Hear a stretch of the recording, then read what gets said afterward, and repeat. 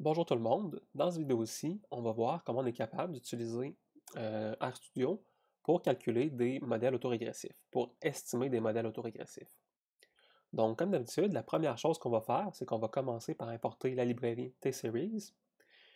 Si vous ne l'avez pas, vous allez avoir besoin du package T-Series. Donc, vous allez dans Outils, Installer un package et vous installez la T-Series. Une fois que vous avez installé ce package-là et que vous avez importé la librairie, on peut commencer par simuler une série temporelle.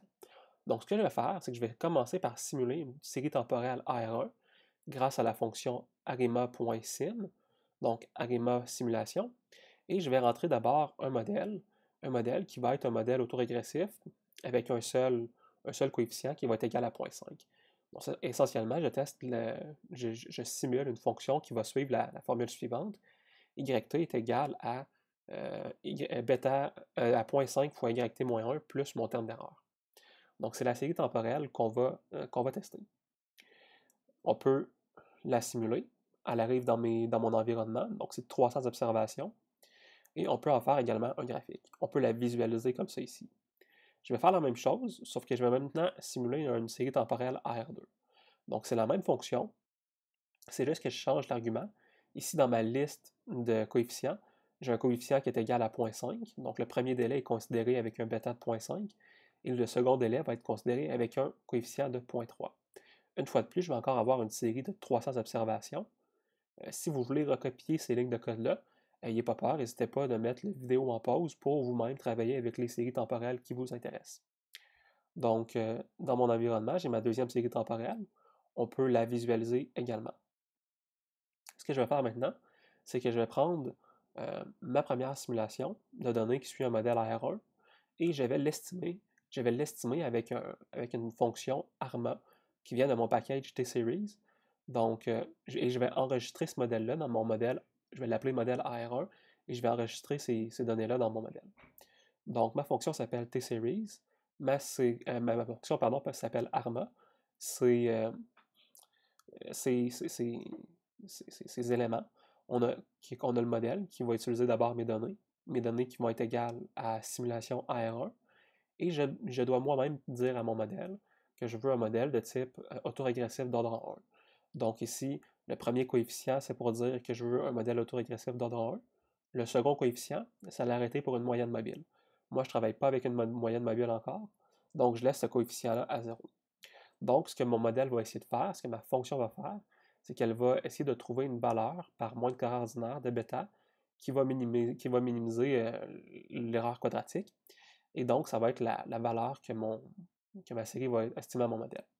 Donc, quand je roule cette partie de code-là, vous voyez dans mon environnement que j'ai effectivement un modèle et que je peux utiliser la fonction summary pour avoir un sommaire de mon modèle.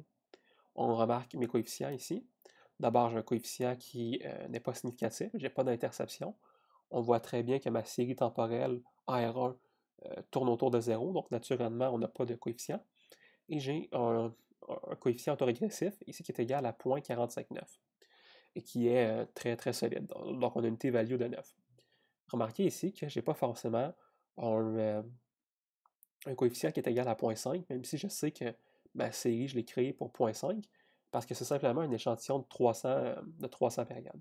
Si j'avais un échantillon avec des périodes qui allaient à l'infini, eh bien là, oui, on serait capable d'estimer avec certitude la valeur du bêta de 0.5. Je peux faire la même chose pour mon modèle AR2. Et avant, ce que je vais vous montrer, c'est qu'on va retourner voir le modèle série temporelle, et je vais vous montrer ce que ça donne, les valeurs qui sont simulées. Donc, les valeurs qui sont simulées, j'utilise un argument de mon modèle AR1. Donc, quand je m'en vais chercher le dollar, je m'en vais chercher l'élément theta values. Et ça donne les données de ma série temporelle qui sont estimées par mon modèle.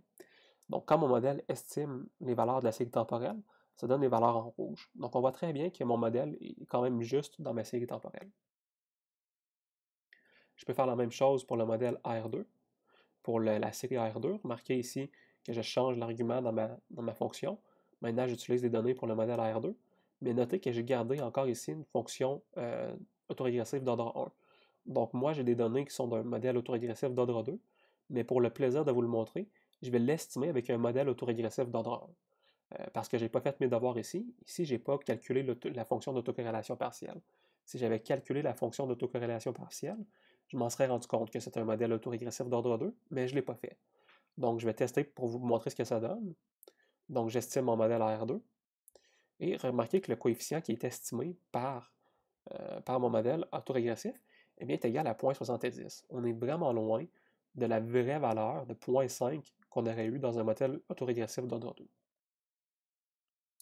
2. Si je prends la même fonction, mais cette fois-ci, je l'estime comme il faut dans un modèle autorégressif d'ordre 2, eh bien, vous allez avoir mon modèle ici à R22, qui est dans mes valeurs, et quand je fais la moyenne, eh bien là, on se rend compte qu'effectivement, j'ai deux coefficients. Mon coefficient AR1, qui est égal à 0,54, et mon coefficient AR2, qui est égal à 0,23.